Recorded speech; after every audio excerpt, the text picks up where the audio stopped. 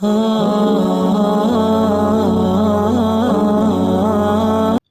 عبداللہ بن عباس رضی اللہ تعالی عنہ آپ روایت فرماتے ہیں کہ سرکار صلی اللہ علیہ وآلہ وسلم نے ارشاد فرمایا، جو شخص استغفار کا ورد کرتا ہے اللہ تعالیٰ اس سے تنگیوں کو دور کر دیتا ہے، اور اللہ تعالیٰ اس انسان کو بے حساب رزق عطا فرماتا ہے۔ اب رزق تو ہر کسی کے پاس موجود ہوتا ہے، پر اس میں برکت نہیں ہوتی۔ برکت نہ ہونے کی وجہ یہ ہے کہ ہم لوگ استغفار نہیں کرتے۔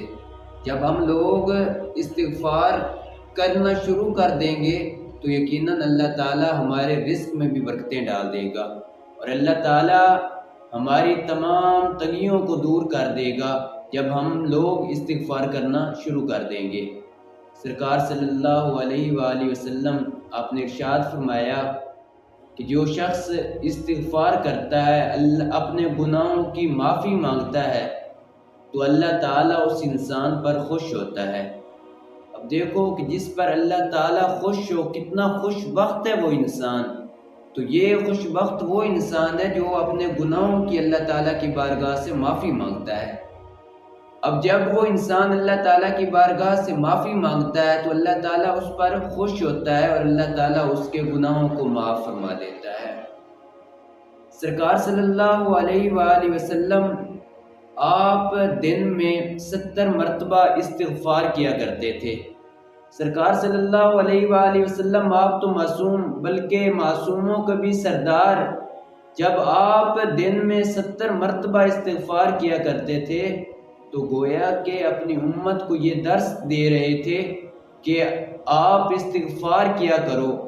اب ہم غور کریں کہ ہم کتنا استغفار کرتے ہیں، ہم دن میں کتنا استغفار کرتے ہیں۔ سرکار صلی اللہ علیہ وآلہ وسلم آپ کی محبت کا دعویٰ تو ہم کرتے ہیں، سرکار صلی اللہ علیہ وآلہ وسلم آپ معصوم ہو کر آپ 70 مرتبہ استغفار کرتے تھے۔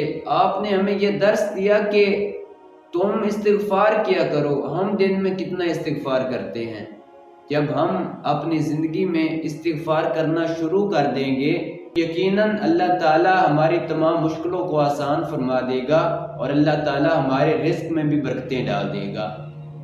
جو انسان استغفار کرتا ہے، یوں تو اس کو استغفار کرنے کا بہت فائدہ ہوتا ہے، پر ان میں سے 4 فائدے یہ ہیں کہ جب کوئی انسان استغفار کرتا ہے تو اللہ تعالیٰ اس انسان کو پسند فرماتا ہے۔ جو انسان اپنے گناہوں کی معافی مانگتا ہے تو اللہ تعالیٰ معافی مانگنے والے انسان کو پسند فرماتا ہے، اللہ تعالیٰ معافی مانگنے والے انسان سے خوش ہوتا ہے۔ دوسرا فائدہ انسان کو استغفار کرنے کا یہ ہوتا ہے کہ جو انسان استغفار کرتا ہے اللہ تعالیٰ اس کی مشکلوں کو آسان کر دیتا ہے، اور اللہ تعالیٰ اس انسان کو وہاں سے رزق عطا فرماتا ہے جہاں سے اس کو گمان بھی نہیں ہوتا۔ تیسرا فائدہ استغفار کرنے کا انسان کو یہ ہوتا ہے کہ جو گناہ کرنے کی وجہ سے انسان کے دل پر زنگ پڑ چکا ہوتا ہے، تو جب وہ انسان استغفار کرتا ہے تو اللہ تعالیٰ اس انسان کے دل سے زنگ کو اتار دیتا ہے۔ چوتھا فائدہ استغفار کرنے کا انسان کو یہ ہوتا ہے کہ لکھنے والے فرشتوں کو اللہ تعالیٰ اس انسان کے گناہ بھلا دیتا ہے، اور انسان کے اپنے اعضاء، ہاتھ پاؤں کو اس کے گناہ بھلا دیتا ہے، اور جس زمین پر انسان نے گناہ کیا ہوتا ہے اللہ تعالیٰ اس زمین کو اس انسان کے گناہ بھلا دیتا ہے، اور قیامت کے دن جب وہ اللہ تعالیٰ کی بارگاہ میں حاضر ہوگا تو اس حال میں حاضر ہوگا کہ اس کے گناہوں پر کوئی گواہ موجود نہ ہوگا۔